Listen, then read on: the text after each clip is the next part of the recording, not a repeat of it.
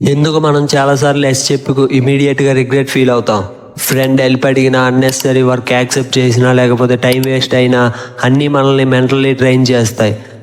But listen, ఒక small bold word no చెప్పకపోవడం వల్ల ఇవన్నీ జరుగుతాయి. నో చెప్పాక it can actually protect your time, energy. Saying no is not negativity, it's self respect. మన సొసైటీలో నో అనడం రాంగ్ అనిపిస్తుంది.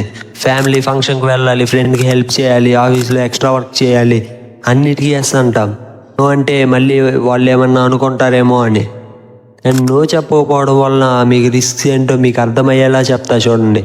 దానివల్ల రిజల్ట్ ఏంటి? మన మెంటల్ హెల్త్ పూర్ అవుతుంది, మనలో ప్రొడక్టివిటీ 70% వరకు డౌన్ అవుతుంది, మనకి ఇంపార్టెంట్ అయిన గోల్స్కి టైం అసలు ఉండదు, burnout and stress levels increase అవుతాయి. స్టాన్ఫోర్డ్ యూనివర్సిటీ ఒక రీసెర్చ్లో ఏం చెప్తుందంటే 50 అవర్స్ కంటే ఎక్కువ వర్క్ చేస్తే ప్రొడక్టివిటీ షార్ప్గా డౌన్ అవుతుందని. It means 50 hours per week, అంతకంటే ఎక్కువ వర్క్ అసలు చేయకూడదు. ఎస్ చెప్పడం వల్ల మనమే లాస్లో ఉంటామని దాని అర్థం. బట్ గుడ్ న్యూస్ ఏంటంటే నో చెప్పడం ఒక సూపర్ పవర్. మీకు ఇష్టం లేకపోతే డైరెక్ట్గా నో చెప్పేయండి. పక్క వాళ్ళు ఏమనుకున్నా మీకు అనవసరం.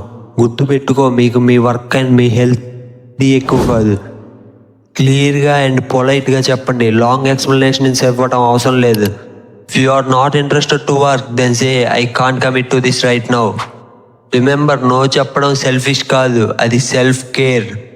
స్టార్ట్ చేయి ఇష్టం లేని వాటికి నో చెప్పడం. మనం నో చెప్పడం నేర్చుకుంటే మన ఎస్కి రియల్ వాల్యూ ఉంటుంది.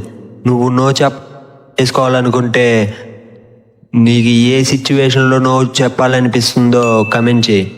ఇలాంటి యూస్ఫుల్ కంటెంట్ కోసం ఛానల్ సబ్స్క్రైబ్ చేసుకో బ్రో. ఒకవేళ మీరు సబ్స్క్రైబ్ చేసుకోకుండా వీడియో క్లోజ్ చేసేసిన తర్వాత యూస్ఫుల్ కంటెంట్ మిస్ అయ్యామన్న రిగ్రెట్ మీలో ఉంటుంది. అలా ఉండకపోతే ఇప్పుడే ఛానల్ సబ్స్క్రైబ్ చేసుకో బ్రో.